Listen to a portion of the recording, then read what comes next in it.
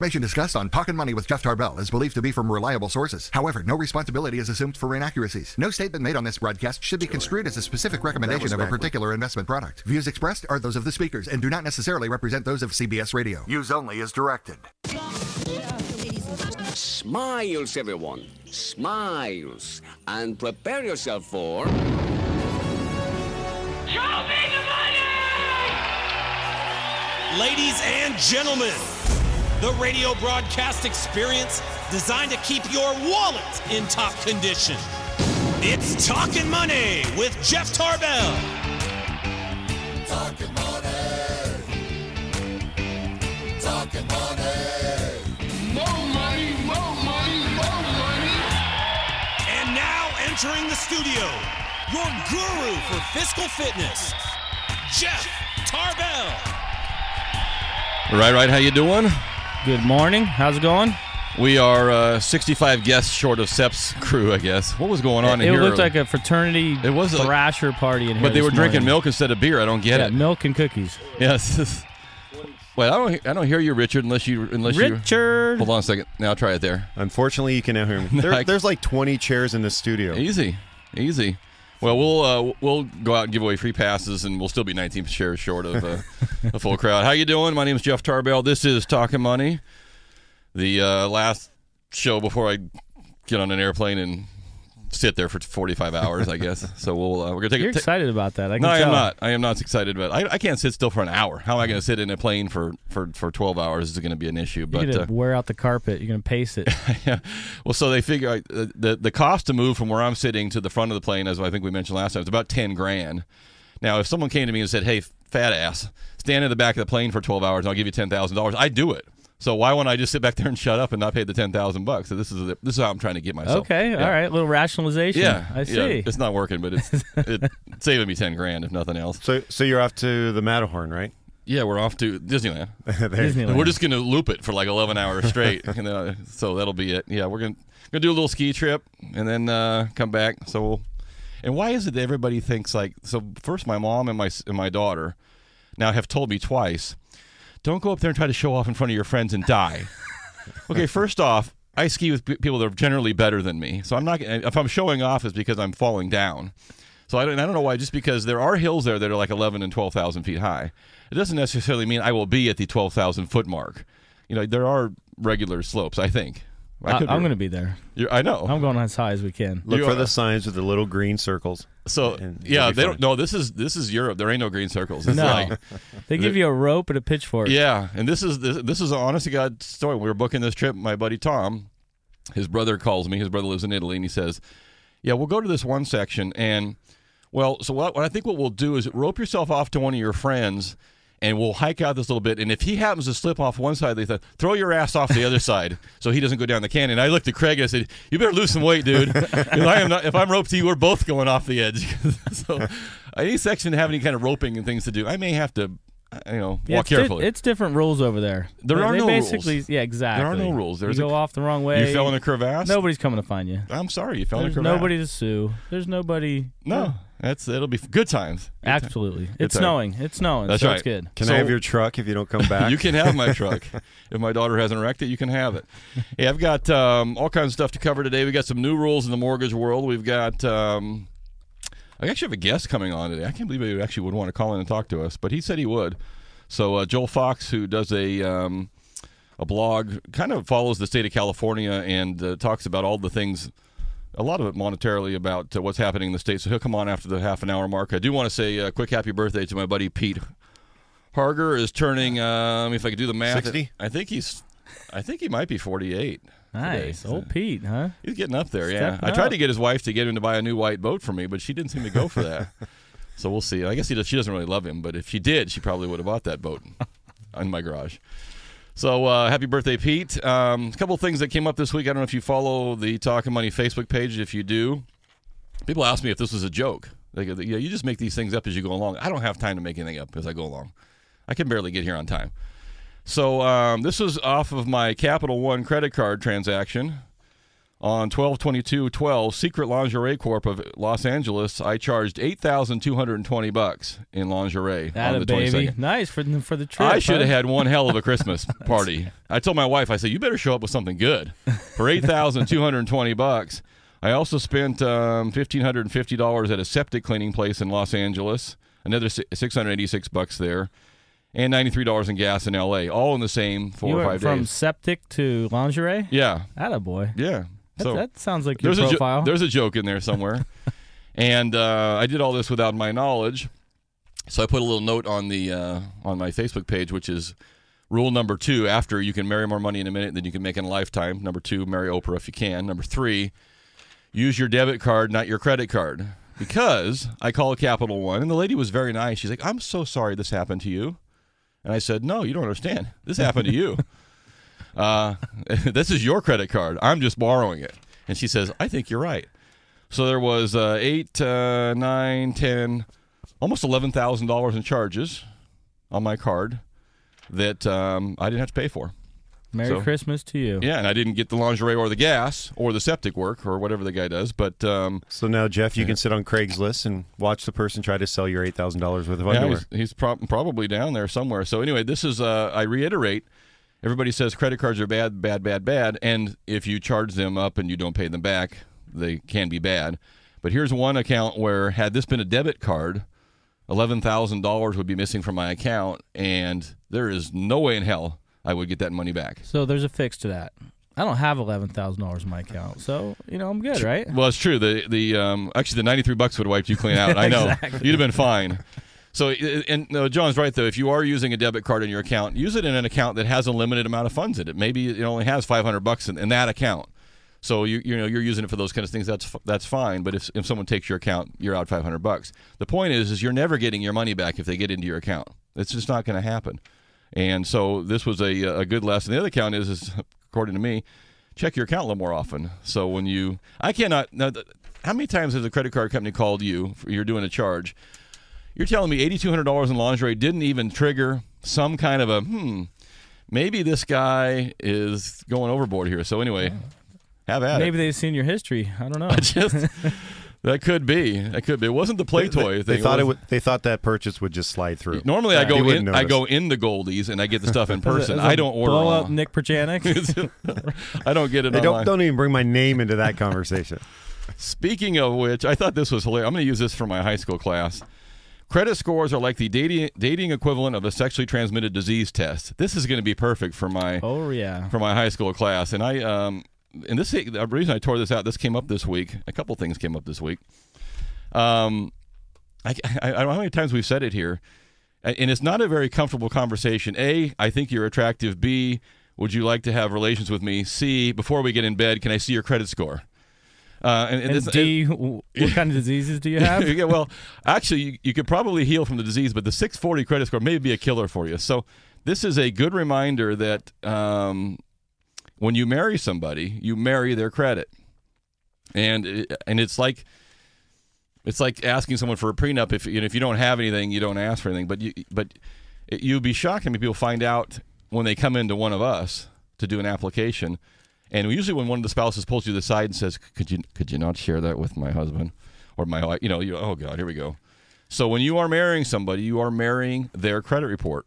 And those two come together, and you now must borrow based on the lower credit score. And that's a shocking. Well, let me tell you what I think it does is that it creates an immediate amount of distrust. Is if your spouse or partner finds out somewhere down the line that A, you're not getting a home now or refinance or whatever you're trying to do, or a car, or it's going to cost you a lot more, or it's going to cost you a boatload more, and now they start thinking, oh my God, what did I do? Did I make a mistake here? This person can't pay their own bills. And I've actually physically heard people say that in the office with the other spouse.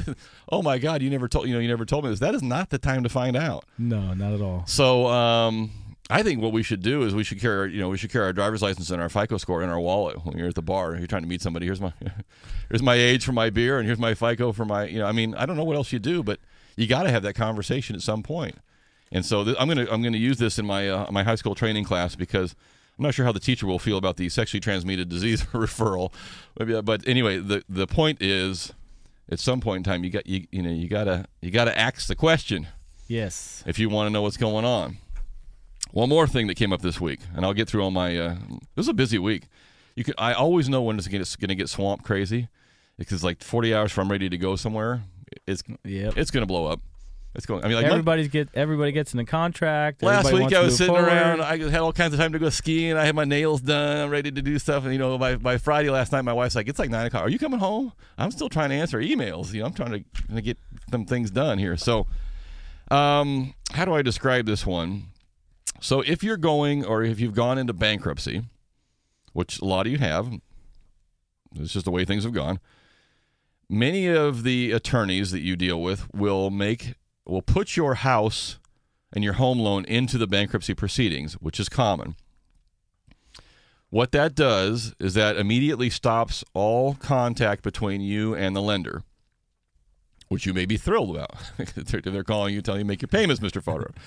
So you go into bankruptcy, your mortgage goes in there with it, and in many cases, people still stay in the home. I mean, it's not, the whole thing, like the whole pile goes into bankruptcy because that's kind of the rule, and then they filter out and they get rid of some debt and they kind of reorganize you, or they just discharge everything. But you can stay in the house and you can keep making your mortgage payments, and that has happened quite a bit. And so that's one route, and I'm seeing a lot of that lately.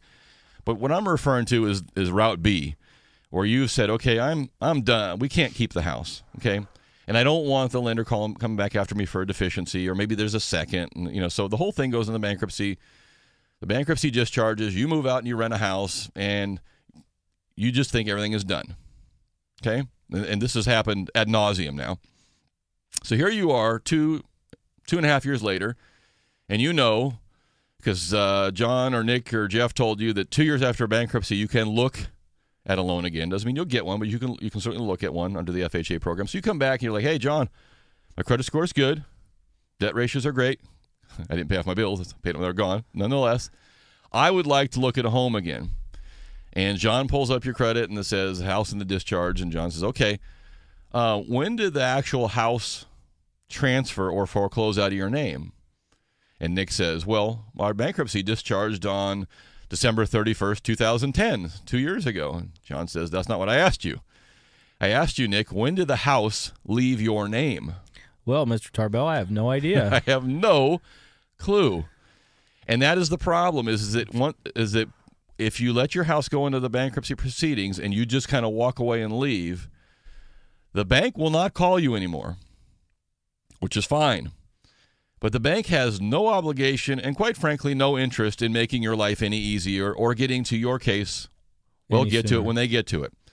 So the bank dinks around for a year and a half, 2 years, maybe still currently. Didn't you have one that came in? It was still okay. Current. So the bank will foreclose on your house when they damn well feel like it, if they feel like it. And so part two of the equation of, hey, I let my house go and I went into bankruptcy, part two of that equation is it's 2 years after the bankruptcy. 3 years after transferred from the bank.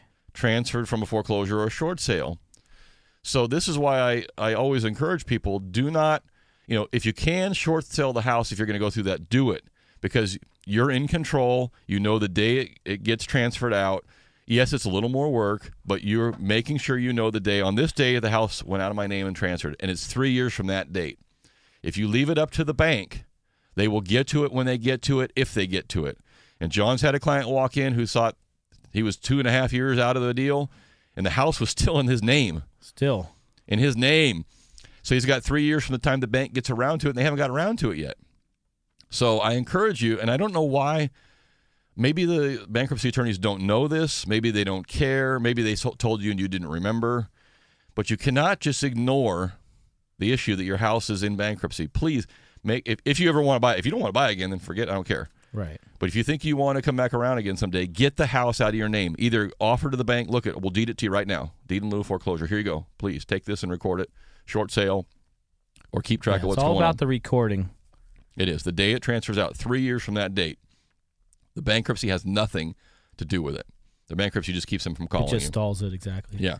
So I hope that makes sense, because I'm seeing it every single week now. I used to see it once a year, then once a quarter. Now it's every week. So that would be obvious as more people go into bankruptcy. But just make a note, ask your attorney, go back and look and see if yours was included in bankruptcy. Go back and see if you can figure out, has the house even transferred yet? If it hasn't, how can I expedite that and help them do that? So there you go. Those are my lessons of the week this week. We got other little things to cover. There's some all new rules coming out for home lendings. We'll talk about that. Got some quiz questions. We actually have a guest after the half hour mark too, so we'll take a. You got to throw a quiz question out there? Yeah, let's throw something out there. All right. We have some Sierra at Tahoe passes, I believe, and some Gym Boys. We didn't eat it all. Mm-hmm. Okay. So did we eat it all? Though you said we didn't eat all the Gym Boys. No. So we're looking at taxes. Everybody's getting excited to start filing their taxes, get all those refunds. I'm right? really excited. I am thrilled. How about you, bet. Nick? Can't wait. Can't wait. Looking forward to it? So our question here is the highest personal income tax rate selected for 2012. What is the highest country of personal tax rate and or the lowest Highest in or the lowest 2012? country? Where do you want to live? Well, I know the one guy moved to Russia, so that might be toward the lower end of things, but I don't know if that's the right answer or not. But there's probably someone in there, so I don't want to give away anyway. So 339-1140. So I'll give you an idea. The U.S. is about the middle with a 35% kind of average tax rate. Federal tax rate. Yep. Yeah, they don't add in state, Right. Obamacare, sales tax. 75%. Yeah, right. It's 105. So how much did you make, and send it in? That's the new tax reform. So Give us the highest or the lowest. Okay, this is the country. 339-1140, 1-800-920-1140. You can text us at 441140. I think our text machine might be working, although it hasn't moved in a couple hours, so maybe not. We'll check that. Which is the country with the highest or lowest federal tax rates? And if you want to go some skiing, at least it has been ice cold. Has it been like colder than normal around here? Or Yes, absolutely. Yeah, but at least we're getting some water. So the snow is phenomenal. I was up at Sierra last weekend, or if you want to just go out and have some Jim Boys tacos and a beer, we'll throw the tacos in at 339-1140, 1-800-920-1140, or text us at 441140. My name is Jeff Tarbell. That's John Fodorero. That's Nick Perjanik. This is Talkin' Money. I need a break. We'll be right back.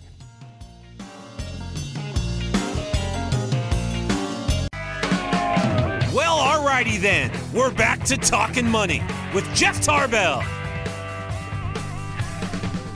All right, welcome back. Sitting in for Jeff Tarbell in the little kiddie chairs, Nick Perjanik, John Fod, and Jeff Tarbell sitting over there with his arms crossed. You're not sitting in for, you're sitting in with. No, I'm sitting in for. Okay, I'll sit back. See, you're going to be in Switzerland, right? France. You'll be doing a little skiing here shortly. I'm going to Disneyland, dude. See, here's the problem. People listening to the show can listen for an hour and think, okay, this is cool. I feel very sad for the guy that's sitting next to you in that airplane for 11 hours. It's my wife. Okay. Like I said.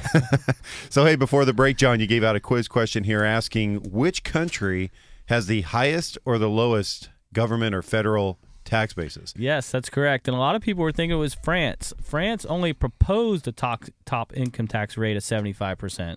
That was the proposal, which made Mr. Depardieu. Sure. Actually, so the highest is actually Sweden. Sweden at 56%. And the lowest, what do you think the lowest is? They make submarines with big bullets. I think I might have given that one away. Yeah. And nobody got it.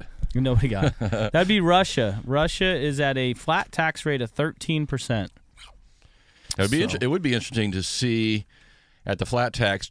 You know, their economy is not as big as ours, but you know, as a percentage, are they collecting more money per capita than we are? At where are we at on that list? At least on their list, not 35. We're 35%. Yeah. Okay, so 35% plus mortgage deductions and write-offs and da. Do you end up with just as much money by just saying we're going to do a flat? I think we proposed, was it 17 or 18% at one time? So interesting. Okay, so Russia was the low, and Sweden was the high. Yes. All those blonde girls over in Sweden got to pay all their money out to taxes? That's not fair. Apparently. So we've got this is like a fun article, and it I don't know why it didn't even occur to me when I was selling my house to bring this up, but I'm going to bring it up now. All right. So here is a at the U.S. News and World Report, number of homes for sale fell from 1 year ago to 2.03 million, which is the lowest level since the end of 2001. At the current pace, it would take just 4.8 months to sell the entire supply of homes in our country. And everybody who's a realtor or looking for a home would attest, we need more houses. Please, we need more houses. So here is something you might think about if you're out home shopping. And this happened to us as sellers when we were selling our last house. And I don't know why I didn't break it up. The pick me letter. So if you're making an offer on a home, and this did happen to us, we had, and we were in a price range I would say that wasn't overly abundant with a lot of shoppers. We had a lot of people looking, but we did have a couple, 3 or 4 people make some different offers on the house. And one couple out of Southern California sent us a picture of their family and a real nice letter about what they liked about our house and why they liked our neighborhood and why it was so important for them to move from here to there.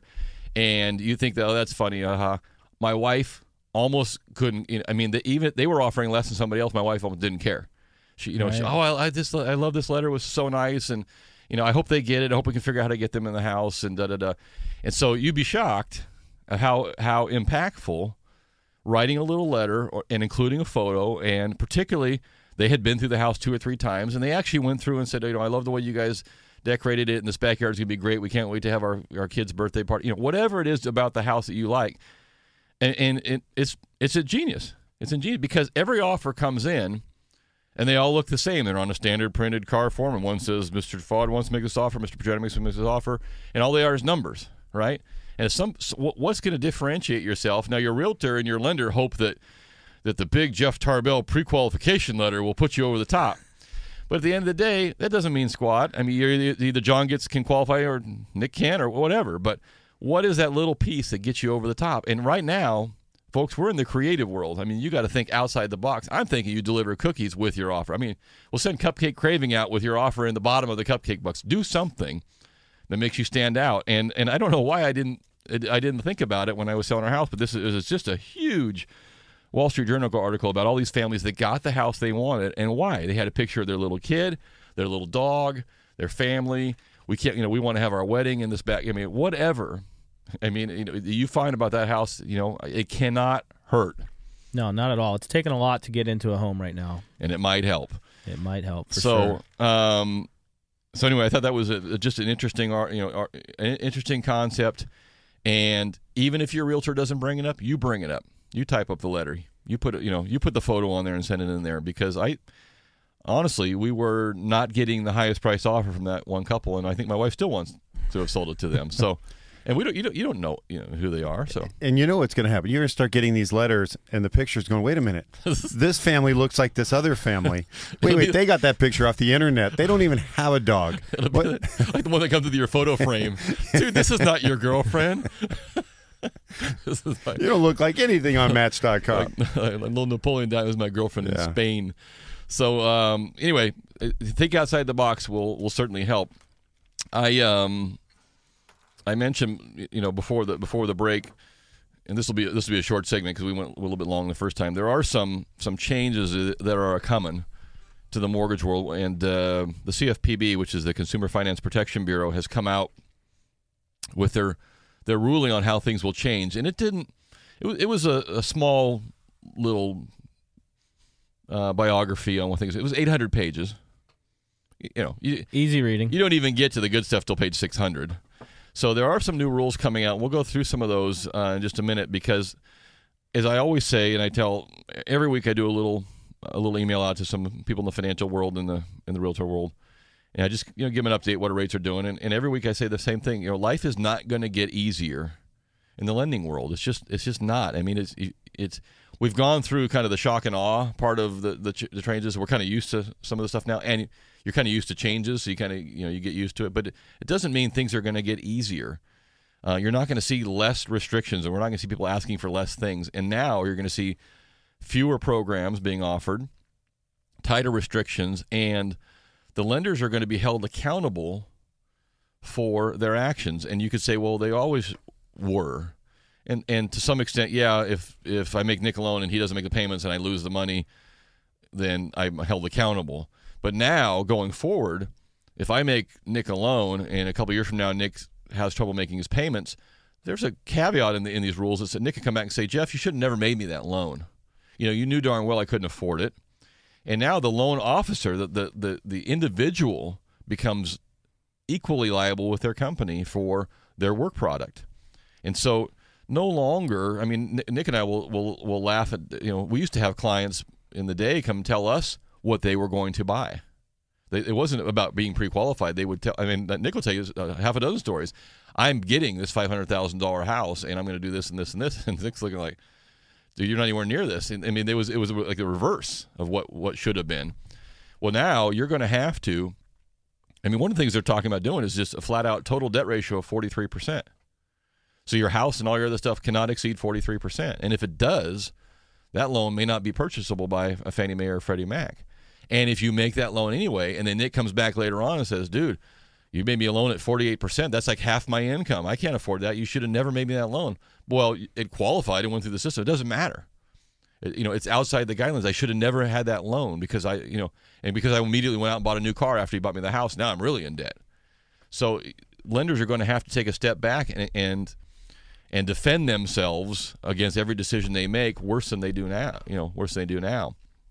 And I bring that up because there are people sitting on the sidelines and rightfully or understandably so that are frustrated. I just mentioned the article. There's 2.03 million houses in the entire country, 4 months worth, and people are excited to shop for a home for a while, right? And then you finally just say, forget it, too hard. Yeah, forget it. I didn't send my picture of my 4 kids and my dog. I can't get the house. So you start to say, okay, I'm just not going to do this. And I've got clients that are in that category. They're saying, I think things will be good for a while. I'll just wait. Well, 2 things I know for a fact is that rates never stop moving up or down. House prices. What was the Trulia thing that came out this week? Did you see? Was it for our area? Was it 17% in our area? I believe so. So we had a 17% median price increase in our area last year alone. Now, does that mean we'll get 17% again next year? Maybe, maybe not. And on the lower market, a lot more. I had some clients in this week, and they're like, I've seen 50% gains, huge gains over the last 12 months. And they're like, I'm going to be priced out in no time. Yeah, and so this is the logic to my story here is that, okay, you can say, well, forget it. I'm not going to make it. It's not going to work. I can't find the house I want. I'll just stay where I'm at. Well, look at this. This is a color-coded map of rental housing in our area, too. And the bright red stuff is more than 50% rentals. And there's a lot of red on that map. And what's the other thing that continues to go on? Why do people buy rental houses as an investment? Because they're a hedge against inflation, which basically means if I buy something if I buy something and I hold a dollar bill in my hand, then the rest of the world gets more expensive, my dollar doesn't grow. But if I buy a house and the rest of the world is coming up and things are getting more expensive, guess what? I can raise my rent a little bit. And I can keep up with it. So my investment makes a return that comes up with everything else too. Well, who's paying the increased return on my house? You, the tenant. And rents have done nothing but climb, climb, climb. So if you think that you are going to avoid, issues with, I'm going to avoid house prices going up and I'm going to avoid rates going up and I don't want to go through that, I'll just stay in my rental house. Guess what? That's going to go up too. And that's going to be something you cannot control. It's very, very difficult to time anything, let alone time the housing market with rates, terms, programs. Yep. So I'm going to come back to some of those rules. We'll do those another day as well. Joel Fox is on hold, so let's do this. Let's take a quick break.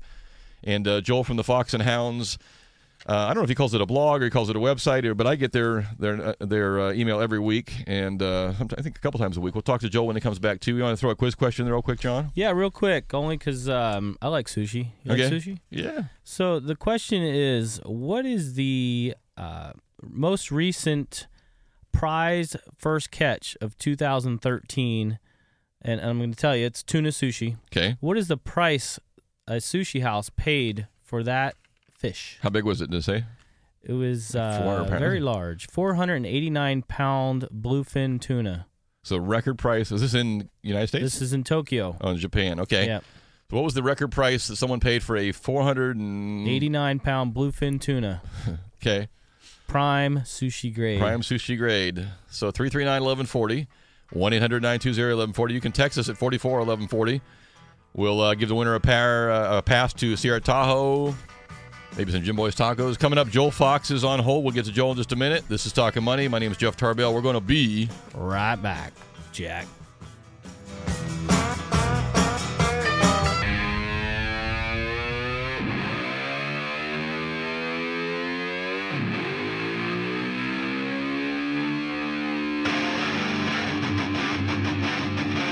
Talkin' Money.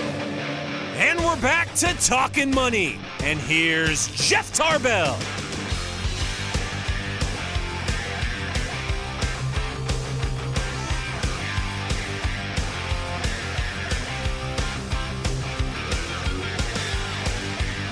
All right, here we are back in the studio, ready for part 3. And we have our guest calling in. Yeah, we'll get to Joel just a second. Go ahead and give your quiz dealie away there. So we have a $1.76 million tuna fish. I'm going fishing. Which breaks down to where's Sep? We need to get some. This breaks down to $176 for each piece of sushi in the tuna. Each piece of sushi tuna. 176. Now, lately, I haven't paid that much for sushi. No. But apparently, you got to see them like just digging into this thing, cutting it out. Yeah, for 176 pieces. You got to have Joel Fox type money to have 176 pieces. That's right. Joel, welcome to Talkin' Money. How you doing? Thank you. I'm not a sushi guy. You're not a sushi. I just saved you $176 a piece. Then, you're good. But if you were a fisherman, we might be in the right business there. At 1.76 million. Well, I think I'm going to become one now that I've heard what you just said. How much for like a dead salmon floating down the river? Because I can find those fairly easy if I'm trying. Joel, thanks for getting up on a Saturday morning and giving me a call. I appreciate it very much. Sure thing, Jeff. Does your email come out? Was it weekly or a couple times per week? We publish our Fox and Hounds daily Monday through Friday. Okay. And so those who subscribe, free to subscribe, get a daily reminder of what's on the site for that day. Okay. So Joel, why don't you take a step back? Give us a quick scenario on what Fox and Hounds is, and I'll let you take it from there. Sure. It's a website that deals with commentaries on California business and politics. We have writers from around the state. The joke is, playing off my last name, I'm the Fox, all the other writers are the Hounds. And we have journalists, former journalists, people in the business community, politicians on occasion, all writing on issues that we feel are relevant, current and relevant issues to the political scene, and particularly issues that fold over into the business community. Although there are articles that are just exclusively on some political issues, and they're all commentaries. And while the site doesn't have a particular right or left orientation, it has opinions from across the spectrum. Although I think if someone honestly looked at it, they might say it's a little bit right of center. But we host writers who offer us pieces from all perspectives. Yeah, and for those of you listening, the actual website is Fox and Hounds, and that's plural, foxandhoundsdaily.com if you're looking for it. So in I'm looking at an article here from the Wall Street Journal. Businesses look to leave the costly, restrictive California. Best businesses ranked in the country. Texas #1, California 50th. So, Joel, what do you identify as California, the top couple issues in California from a business perspective? What do you see out there that's the biggest issue right now? Well, I suppose it's cliche to talk about taxes and regulations, but I mean that's what we hear a lot from the business community, and the concern that these regulations make it more difficult for entrepreneurs to jump into the businesses, and the uncertainty of whether the tax increases will go up. Particularly now we have a supermajority controlled by the Democratic Party. Right. And, there's a lot of talk about changing the rules on the vote requirements, maybe even getting into a split property tax roll, which would levy increased property taxes on business property. And so I think that concern is there with the business community. Maybe could be the number one issue if it's pushed for a lot of businesses in California. And that's not only the big businesses who are usually made the villain in the rhetoric on this kind of a proposition, but small businesses would be affected as well. And so I think that's one issue that we're keeping an eye on. And then there's always the discussion about are we doing too much in the regulatory area, too much red tape, too much paperwork, and so that's a concern. And, of course, California has a higher cost just built into it, cost of living here.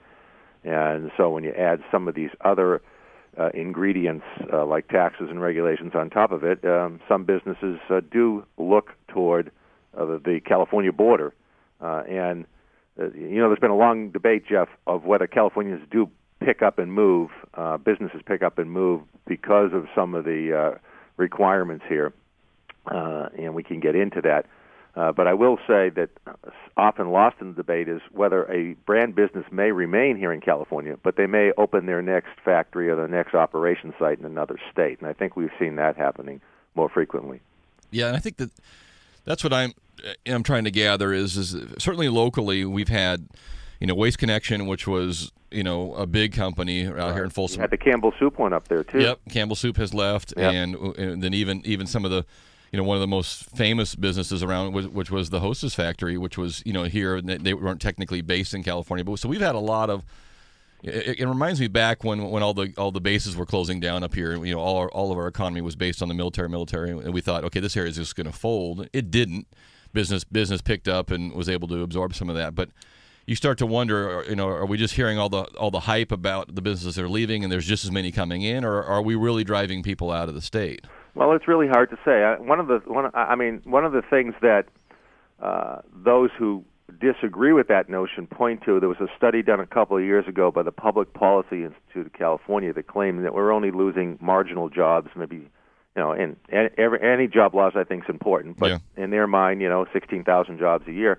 There's a fellow down south where I'm calling you from, who used to have a business. He changed the name, but he's still in business. He used to call it the Relocation Coach, and he would coach businesses, and he would list businesses every year, 200 businesses or so that would move out of California. But, of course, other businesses are created all the time. I point to issues like Apple, a California brand, proudly manufactured originally in Cupertino, now manufactured all over the world, but setting up their next site, they just moved a new site over to Austin, Texas. Mm-hmm. And so that's something that I think is lost in the debate over whether we're losing jobs by companies moving out, like when Buck Knife moved from San Diego to Idaho a few years ago, I remember. But some of the brand names remain in California, but they put their outlets in other locations. And I clearly believe if we improved California's business environment, and it is ranked 50th, as you point out, in the CEO magazine and in many other those who judge and measure rank it very low for business environment. If we improve the business environment, we wouldn't have to have this debate.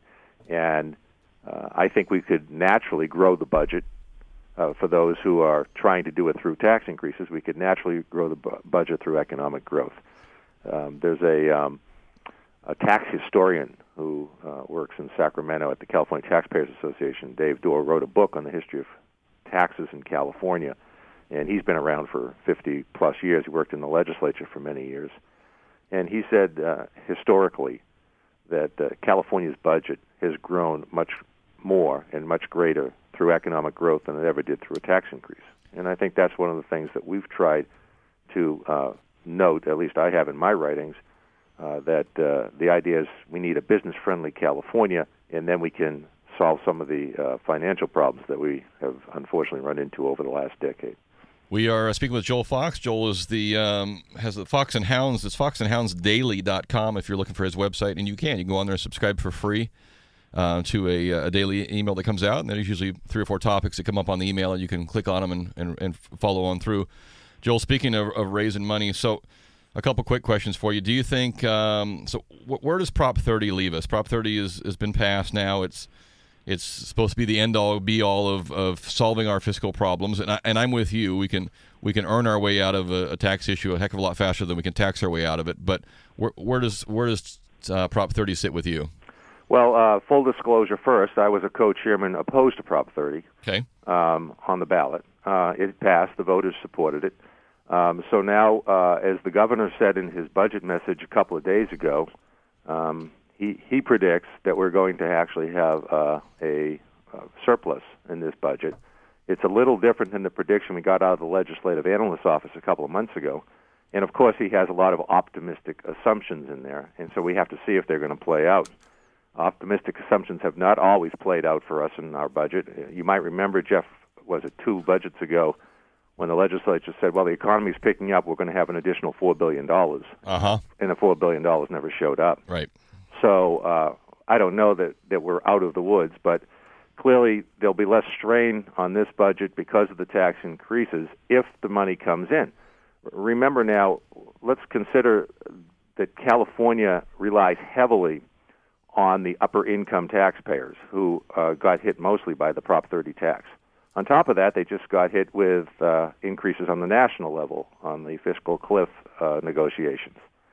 So will the tax increases pan out as predicted? Will they get as much revenue as they expected from these tax increases? That's a little wait and see. Right now they're being optimistic that some of the revenue will come in. And I think the thing, when you say, is this going to solve the problem, let's look down the road. Prop 30 is a temporary tax. The sales tax portion runs 4 years. The income tax portion runs 7 years. And at the end of that time, the governor's banking on a rebirth of our economy. Well, I think we have to do a lot of other things that we just talked about, like regulatory reform, probably tax restructuring. We can't rely on the top 1% giving 40 to 50% of the general fund money, because it's just, the economy always is in cycles, and it's going to dip sometime, and we're going to be back in a bad position. So if in fact we have a period of 7 years to have the revenue from Prop 30, whatever that turns out to be, we ought to make some other changes during that time, because it's going to disappear after the 7 years. The Prop 30 is going to disappear, and California could be in a fix if we haven't improved the business environment, we haven't improved the tax structure. We could be facing these debates over the budget that we've just suffered through all over again, and I don't know that it's a long-term fix unless we fix some of the other problems, Jeff. Yeah, I don't think it. The day that passed, I used an analogy on the show. A good friend of mine who doesn't have to work and runs a business here and doesn't have to be in California. In fact, he very rarely is anymore. Put his house up for sale and said, "You know what? Screw it. I'm going to go to Washington, Oregon, or somewhere where there's some different taxes." And he spends a lot of time out of the country too. But in his one neighborhood, in this one subdivision, 7 homes went up for sale for people just like him. And I said, the more we drive these guys out of state who don't have to be here, but their income is here, and their assets are here. If you think there's not a backside to every one of these movements, there is. It didn't make the paper. My buddy and 7 of his neighbors all decided to pick up and start the process of moving out. And and everybody I know in the tax planning world who says if you're going to sell your business, move out of the state before you sell the business and sell your business out in Nevada. I would love to do a poll in Incline Village, Nevada. Yeah. How many former Californians are there? Exactly. So on the topic of propositions, and we've got just a couple minutes left, but Proposition 13, yes, the golden hammer, if you will, in California. I mean, you touch Proposition 13, someone will remove your arm and stick it somewhere else. I mean, is Proposition 13 the tax savior for property taxes? Is that going to live? Is that going to stay in its current form? There will be a tax against Proposition 13. There'll be movements both around the edges and maybe even on the business property we discussed a little earlier. The Prop 13 limited property taxes. It also required the 2/3 vote in the legislature for tax increases and the 2/3 vote for special taxes on the local level. The first attack will be against that 2/3 vote on the local level. There have already been 2 bills introduced to lower that 2/3 vote to 55% for libraries and for schools. I think that local governments are going to push the legislature to try to lower it for all local taxes.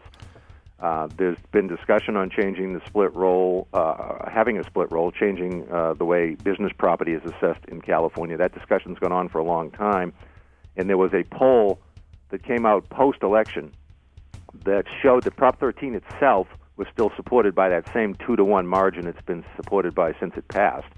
However, the question of a split roll was asked, and 58% of the people who responded said yes to a split roll, which gave a little bit of juice to those who want to see a change. That on top of 2 tax increases passed by the voters in November. However, you understand a poll just asked that simple question: shall business property be taxed differently than residential property? There is no pushback to say that that could cost jobs, that it would affect small businesses, minority-owned businesses, women-owned businesses, and we've got studies that show all of that. Businesses, when you see the big skyscraper in downtown Sacramento, there's a small business in there, and they have to sign a triple net lease, and that lease says if there's a property tax increase, it's going to be passed on to you, fella. Right. And so those arguments haven't been raised in the poll. And there's also the question of what the governor's going to do. He has a history with Proposition 13, obviously. He was the governor when it passed. He opposed it. He got burned a little bit by it. He became what he himself called a born-again tax cutter. I'm not sure he wants to take on Prop 13, and he may resist some of the major changes. But I think there'll be fights over the margins, clearly, and we'll see how deep it goes. Right now, no one's talking about changing the residential portion of Prop 13, but you may even see legislators introducing legislation to lower the two-thirds vote to raise taxes in the legislature. And remember, any change on Prop 13 is a change in the Constitution, which means ultimately the voters are going to have a say. They can pass it with a two-thirds vote, put it up, but it'll have to go on the ballot, and the voters will have the up and down say on Election Day. Very good. Hey, Joel, that sound music means we have got to wrap it up. So if you want to get some more information from Joel with Fox and Hounds, you can find him at foxandhoundsdaily.com. Joel Fox, thank you so much. I appreciate you coming on a Saturday morning. Great information. We'll have you come back maybe later in the year and see how things are going. Thanks, Jeff. All right, Joel, thank you very much. That wraps it up for this week for us. We appreciate you tuning in and talking money. You can find us on the Facebook page during the week or 338-9400. For John Fodorero, Nick Perjanik, my name's Jeff Tarbell. We'll see you next week, everybody. Aloha. Be cool.